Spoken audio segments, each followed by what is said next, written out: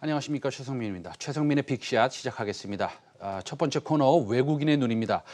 외국인의 투자자들의 속내를 들여다보는 새로운 시각, 외국인의 눈 시작하겠습니다. 오늘도 아카치오앤컴퍼니 앤서니 김주영 대표 함께 하겠습니다. 안녕하세요. 안녕하세요. 네. 이번 주로 보면 세 번째 나오시는 거네요. 세 번째 나오시는 건데 말씀하신 종목들에 대해서 우리가 뭐 전부 다 체크할 수는 없지만 그래도 오늘은 좀 체크를 한번 해보고 나가겠습니다. 첫 주에 나오셔서는 코미코 말씀하셨고 두 번째는 태양건설하고 태양건설 우선주 말씀하셨고 맞습니다. 오늘은 또 말씀을 하시겠죠. 그런데 이런 종목들이 그러면 뭐 지금 생각이 바뀌신 게 있으신지 아마 여전히 좋아하시는지 먼저 그거부터 좀 말씀 부탁드리겠습니다. 네. 네. 우선 여기 나와서 방송을 하게 되었을 때 한국경제TV와 최성민의 빅샷이 이 정도의 영향력을 가질 거라고는 솔직히 생각을 하지 않았었습니다. 네.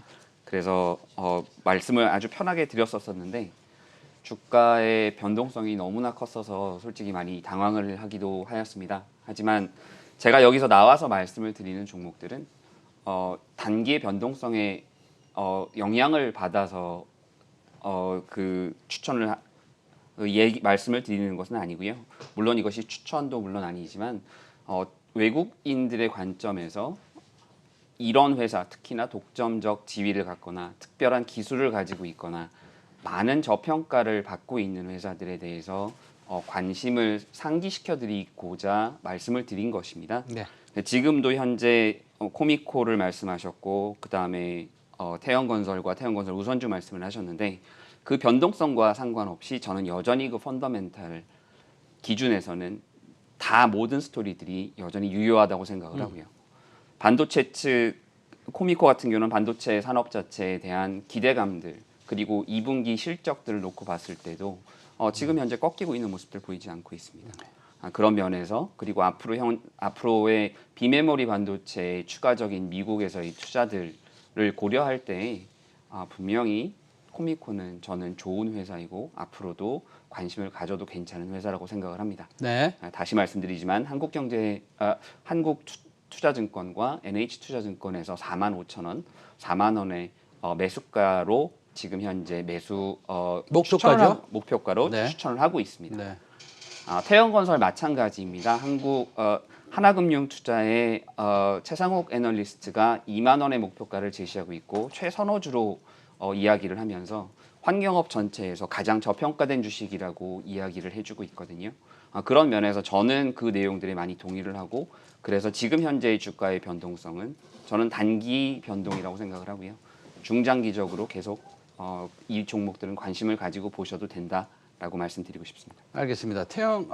코미코 같은 경우에는 6월 달에 뭐 전 세계에서 제일 큰 파운더리 업체죠. TSMC의 작년 대비 매출이 40% 상승했습니다. 이거 뭐 바이오주도 아니고 맞습니다. 40%씩 상승하는 게 믿을 수가 없습니다만 어쨌든 TSMC가 또 코미코의 고객이기도 하지 않습니까? 맞습니다. 그래서 기본적으로 펀드멘탈이 굉장히 좋다 이런 말씀을 지속적으로 드리는 것이지 이것을 뭐 단기적으로 트레이딩해라 이런 말씀을 절대로 드리는 것이 아님을 다시 한번 강조해 드립니다.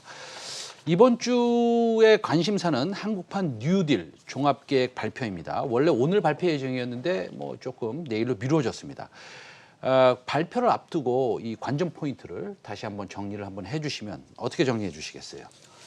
글쎄요, 지금 현재 최대 관심사는 이 뉴딜 정책이고요. 문재인 정권에서 100조 원 가까이를 향후 2025년까지 투자를 하겠다라고 하면서 지금 현재 발표를 앞두고 있습니다. 기본적인 프레임은 지난 4월, 5월 달에 계속적으로 발표됐던 내용들과 크게 다르진 않지 않을까라는 생각을 하고 있고요. 다만 100조 원이 어떤 형식으로 분배가 될 것인가가 가장 핵심 포인트가 될 것 같습니다. 디지털 뉴딜 쪽은 5G나 비대면 쪽에 관련된 투자를 계속 지속적으로 해나가겠다라고 하는 얘기 때문에 최근에 네이버와 카카오 등 여러 종목들이 큰 관심을 받았었고 주가 상승도 코스피 지수보다 훨씬 더 높은 수익률을 내고 있었습니다. 그보다 조금 관심을 덜 받고 있는 쪽이 저는 그린 뉴딜 쪽이라고 생각을 합니다. 대부분 다 에너지 관련 그리고 저탄소 분산형 에너지 관련된 종목들인데요. 아무래도 이렇게 주가가 많이 움직일 때 그 소위 유틸리티라고 불리는 이런 에너지 관련 종목들은 생각보다 관심을 덜 받을 수밖에 없기 때문에 이 부분은 조금 지금 덜 하이라이팅이 되지 않았을까라고 개인적으로는 생각을 하고 있습니다. 알겠습니다. 그러니까 에너지 관련 쪽에 조금 더 우리가 신경을 좀 썼으면 좋겠다 이런 말씀이신데 네, 맞습니다. 뭐 그린딜, 뉴 디지털 딜, 뭐 여러 가지 말이 있습니다. 많은 종목들이 이미 이제 상승세를 많이 보였고요. 네. 특히나 수소 관련, 풍력 맞습니다. 관련에서는 뭐 지금 사기에는 좀 무서울 정도로 주가의 상승률을 지금 보였습니다. 현 구간에서. 그러니까 오늘이 중요한 것이죠. 과거는 이미 지나간 얘기고 현 구간에서 한국판 뉴딜 관련해서 외국인은 어떤 쪽으로 관심을 가지겠느냐. 사실은 뭐 그것 때문에 우리가 김주영 대표님을 모셨는데요. 네. 그 안에서 봐야 될 종목도 하나 좀 또 꼽아 주시면 좋겠는데 제가 먼저 말씀드릴 것은 일단은 또 종목도 꼽아 주시니까 제가 우리 시청자 여러분한테 먼저 말씀드리면 사실은 이 종목을 말씀하시는 것은 소개 말씀을 하시는 거고 펀드멘탈이 얼마나 강하느냐 그다음에 중장기적으로 얼마나 이 회사가 주가 상승률이 있을 수도 있느냐의 본인의 논리를 말씀하시는 거지 이게 반드시 주가가 올라가는 것을 보장하지도 않습니다. 그렇죠? 네. 그렇기 때문에 여러분들은 한 템포 좀 쉬시고 저희랑 같이 공부하시고 나중에 사고 싶으시면 뭐 본인이 결정해서 사시면 되는 거고요. 맞습니다. 들고 계신 분들은 김주영 대표가 얘기하시는 걸 듣다가 아 이거는 별로 아니다. 그러면 파시면 되는 겁니다. 예, 그건 본인의 결정대로 하시면 되는 겁니다. 그러나 절대로 뭐 단기 트레이딩 이런 것을 권유하지 않습니다. 다시 한번 말씀드리면 외국인이 이 한국판 뉴딜에 대해서 어느 쪽에 관심이 있고 그다음에 종목은 외국인이 살만한 종목은 무엇인지 한번 소개 말씀 부탁드리겠습니다. 네, 우선적으로 여러 가지 그 뉴딜 관련된 발표들이 있지만 우리 앵커님께서도 아시겠지만 정부의 정책이 나왔을 때 그것이 실적으로 연결되는 부분들은 상당히 제한적인 경우가 많습니다. 실적으로 연결되는 것은 그렇게 많지 않다. 맞습니다. 그래서 우리가 실적으로 연결되는 회사들을 집중으로 봐야 된다. 네. 이 말씀이시잖아요. 네. 외국인들은 특히나 그런 부분들을 매우 중요하게 바라보고요. 네. 그 실적의 실현 가능성을 네. 그 매수의 선택의 가장 우선순위로 보곤 합니다. 네. 그런 면에서 저는 오늘 들고 나온 종목은 네. 경동 나비엔입니다. 경동 나비엔입니다. 경동 나비엔 신선하네요. 예, 말씀 좀 해주시죠. 예. 네, 현재 IBK 투자증권의 박용희 애널리스트가 커버를 하고 있는 종목이고요. 네네. 목표가는 77,000원을 제시를 하고 있습니다. 네네. 이 종목을 제가 가지고 나온 이유는 네. 아까 말씀드렸던 그린 뉴딜의 네. 저탄소 분산형 에너지 정책과도 연관이 된다고 생각을 하고요. 네. 조금 어렵네요. 저탄소 에너지 분산형 이 정책이 어떤 건가요? 결국은 네. 모든 것은 그린 뉴딜이라고 해서 네. 탄소의 배출을 최소화하고 네네. 에너지의 효율을 높일 수 있는 방법을 모색하는 그런 기술 투자. 그러니까 우리가 뭐 수소, 태양광, 풍력 이런 것도 저탄소인데 다 맞습니다. 이것도 마찬가지다 이거죠. 맞습니다. 경동 나비엔이 근데 사실은 저탄소랑 무슨 상관이 있죠? 경동 나비엔은 우리나라에서 귀뚜라미와 함께 네. 1, 2위를 다투고 있는 네. 보일러 생산 업체입니다. 네네. 근데 보일러 시장 자체는 굉장히 140만 대 정도가 연간 판매되고 있는 굉장히 스태그넌트한 시장입니다. 네네. 그러니까 특별히 관심을 가질 필요가 없었는데 네. 올 4월에 네네. 그 정부에서 대기 오염 물질 저감을 위한 특별법, 소위 네. 얘기해서 콘덴싱 보일러 사용 의무화법이라고 하는 것이 만들어졌습니다. 의무적으로 사용해야 된다. 네. 네. 그래서 보일러가 아무래도 네. 가스를 사용을 하건 LNG를 사용하건 아니면 어떤 것으로 그 에너지를 만들건 결국은 탄소를 배출할 수밖에 없거든요. 근데 그 탄소 배출을 줄일 수 있는 콘덴싱 보일러를 무조건 사용하도록 한 것이 이 법인데요. 네네. 지금 현재 콘덴싱 보일러가 전체 보일러 시장에서 차지하는 비중이 20% 정도밖에 되지 않습니다. 그럼 나머지 80%는요? 모두가 전부 다 지금 일반적으로 사용을 해왔던 일반 보일러들이고요. 그러면 그 80%가 어쨌든 천천히 바뀌어야 되겠네요? 맞습니다. 그것이 계속 바뀌어야 하기 때문에 경동나비엔의 보일러 매출 또한 많이 오를 것이다. 최소 30% 이상의 상승을 가져올 것이다라고 지금 박용희 애널리스트는 추정을 하고 있고요. 네. 이런 면에서 저는 경동나비엔이 굉장히 매력적인 회사라고 보고 있었습니다. 그 해외의 시장을 좀 우리가 해외 시장에 진출해서 조금 더 매출이 더 올라갈 수 있는 여지도 있습니까? 네, 경동나비엔 같은 경우는 콘덴싱 보일러를 우리나라에 최초로 개발을 했던 회사입니다. 그래서 기술력은 매우 뛰어나고요. 지금 현재 국내 보일러 시장의 매출이 대략 한 40% 정도가 되는데 우리 앵커님께서 말씀하신 대로 미국 쪽에서 매출을 한 46%를 지금 올리고 있습니다. 미국에서 매출을 46%나 올리고 네. 있어요? 아, 근데 여기서도 네네. 마찬가지로 지금 1위를 달리고 있는데 네. 여기는 이게 콘덴싱 마찬가지 콘덴싱 기술을 사용을 하는데요. 네. 워터를 조금 네. 온도를 올릴 수 있는 네네. 그런 기술을 가지고 있는 기기를 지금 판매를 하고 있습니다. 아, 근데 최근에 이 콘덴싱 기술뿐만 아니라 일반적으로 사용할 수 있는 기술로 새로운 그 상품을 내놨습니다. 네. 2019년 말에. 네. 그게 지금 현재 한 30% 정도의 매출 증가를 가져오고 있는 추세라서 46%의 미국향 매출이 증가가 추가적으로 경동나비엔의 상승 모멘텀을 만들 것이라고 생각을 하고 있습니다. 아, 그러면 한국에서는 의무화가 됐고 미국에서도 굉장히 잘 팔리고 있고 네. 중국은 어떻습니까?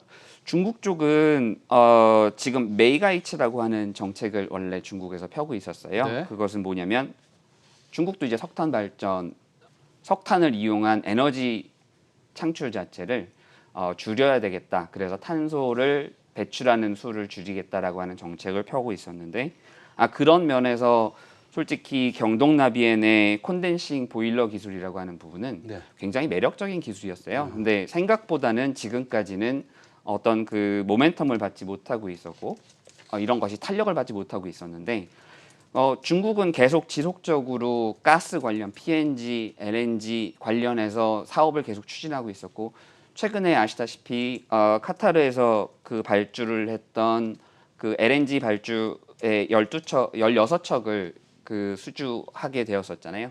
그 얘기는 그 중국도 카타르에서 LNG를 계속 수입을 하겠다라고 하는 모습을 보이고 있는 것이고요. 그런 면에서 앞으로 중국에서의 매출 증가도 기대해 볼 수 있지 않을까라고 생각을 하고 있습니다. 잘 알겠습니다. 경동나비엔 지금 주가가 좀 올라가고 있는데요. 매수 매도의 추천은 아닙니다, 여러분. 뭐 우리 방송을 보시면서 좀 생각해 보시고 그다음에 펀드멘탈을 좀 생각해 보시고 공부 좀 하시고 그다음에 매수를 해도 늦지 않을 것으로 보고 있고요. 또 뭐 매수를 꼭 안 하시겠다. 예를 들어서 들어보니까 좀 매도의 의견이 본인이 좀 생각이 든다 그러면 또 매도를 하시면 되는 것이지 저희가 이것을 뭐 매수 매도의 추천이 아니라는 것을 다시 한번 강조드리면서 경동나비엔이 지금 그 수급을 보면요. 외국인하고 네. 기관이 지금 거의 하루도 안 빼놓고 사고 있습니다. 이게 그다음에 주가도 조금 뭐 물론 요즘에 좋은 종목들 주가를 보면 다 올랐죠. 맞습니다. 예, 카카오부터 시작해서 네이버 그다음에 뭐 기타 그 소부장 업체들 주가는 정말 전부 다 52주 신고가를 기록하고 있기 때문에 뭐 경동나비엔을 보면 이것도 뭐 너무 많이 올랐다라고 얘기하기도 어렵고 안 올랐다고 얘기하기도 어렵지만 어쨌든 보일러 업체의 비수기 아닙니까? 맞습니다. 예, 비수기인데도 가파른 상승세를 보이고 있고 그다음에 기관들이 계속 사고 있고 그렇습니다. 그러면 이것을 어떻게 우리가 해석을 해야 되는 건지, 그다음에 향후 상승 여력은 어떤지, 밸류에이션은 어떤지, 펀드멘탈은 정말 강한지 간단히 좀 설명 부탁드리겠습니다. 네. 우선적으로 제가 이 종목을 들고 나온 이유는 외국인들은 첫 번째로는 이런 기관 산업 또는 이런 산업이 정부의 정책에 의해서 새로 만들어진 산업을 매우 좋아합니다. 결국은 매출 자체가 계속 받쳐져서 올라갈 수밖에 없는 구조이기 때문에 그렇고요. 두 번째로는 당연히 너무 많은 플레이어들이 있어서 시장이 이 경쟁이 너무 치열한 그런 시장은 별로 좋아하지 않습니다. 네. 근데 이 시장 자체는 아까 말씀드렸다시피 그렇게 고성장의 산업은 아니다 보니 독과점 그 모노폴리는 아니지만 올리고폴리 형식의 네. 한 4개 정도의 회사가 네. 그 같이 시장을 나누고 있고요. 네. 경동 나비엔 같은 경우는 국내 시장에서 37%, 어쨌든 1위의 사업체로서 그 마켓 쉐어를 보유를 하고 있습니다. 그러다 보니 아무래도 좋아할 수밖에 없는 그런 상황이고요. 아까 말씀하셨다시피 2분기는 원래는 비수기이고 네네. 보일러를 사용하는 사람들 입장에서는 아마 겨울에 가장 많이 사용을 하니까 네. 가장 멀리 떨어져 있습니다. 네네. 보통은 이 주식들이 3분기 정도에 움직이기 시작을 하는데 네네. 올해는 4월 달에 이 법안이 새로 도입이 되고 네, 의무적으로 사용해야 된다. 네, 그 매출 자체가 잡히는 첫 번째 분기다 보니까 네. 시장에서 많은 관심을 가지고 있었고 그래서 선제적인 어떤 네. 매수세가 들어온 것이 아닌가 생각을 하고요. 예. 밸류에이션 측면에서는 지금 박용희 애널리스트가 추정하는 2020년 순이익 460억 정도 기준으로 봤을 때 지금 한 13.3배에서 거래가 되고 있습니다. 네. 물론 싼 것은 아니겠지만 그렇다고 비싸다고 얘기하기도 조금 어렵지 않을까. 네. 그리고 분명히 독점적이거나 과점적 시장 상황을 놓고 봤을 때 네. 충분히 충분히 그 정도의 밸류에이션은 인정해 줄 수 있지 않을까 생각을 합니다. 알겠습니다. 일단은 말씀 잘 들었고요. 마지막 질문은 이제 외국인 투자자 포지션을 기준으로 해서 지금 뭐 늘려야 될 섹터나 아니면 좀 줄여야 될 섹터 간단히 좀 정리하고 끝내겠습니다. 어떻게 생각하십니까? 지난주 외국인들의 그 매매를 좀 봤을 때 네. 보면 대략 한 1.14조 정도 매도를 했고요. 네. 그 중에 서비스업이 차지하는 비중이 대략 한 9천억 정도로 거의 뭐 80% 이상을 차지했습니다. 서비스업? 그러면은 그거는 뭐 네이버, 카카오를 팔았다는 얘기인가요? 맞습니다. 아하. 네이버를 굉장히 많이 팔았고요. 음흠. 카카오는 지금까지는 매수를 꾸준히 해왔었는데 이게 지금 이제 여름 시즌이 들어가고 우리 앵커님도 아시겠지만 그 외국인들은 대부분 다 지금부터 8월 달까지 2, 3주간 휴가들을 많이 가잖아요. 네. 그 전에 대부분 포지션들을 좀 클로징하고 그 다음에 하반기에 담아야 될 종목들을 좀 준비를 시켜놓고 캐시를 보통 들고 가는 그런 경향들이 좀 있습니다. 네네. 그렇게 되다 보니까 이제 거래량도 많이 줄어들게 되고 네. 그래서 외국인의 어떤 그 영향력도 7, 8월에는 원래 좀 조용한 편입니다. 그럼 개인들의 영향력이 훨씬 더 세질 수 있다고 얘기할 수도 있겠네요. 네, 그렇습니다. 알겠습니다. 그 지난주에 2조 이상 매수를 하면서 결국은 코스피의 하락세를 막아줬던 부분도 저는 그 개인의 힘이라고 생각을 하고 알겠습니다. 오늘 외국인의 수급에서 그다음에 이제 외국인이 휴가를 간다. 네. 그다음에 외국인의 영향력이 좀 7, 8월에는 약해질 것이다라는 시장의 방향성과 그다음에 주목하시는 종목까지 얘기 잘 들었습니다. 오늘 아카치오 앤 컴퍼니 앤서니 김주영 대표 오늘 말씀 잘 들었습니다. 감사합니다. 감사합니다. 네.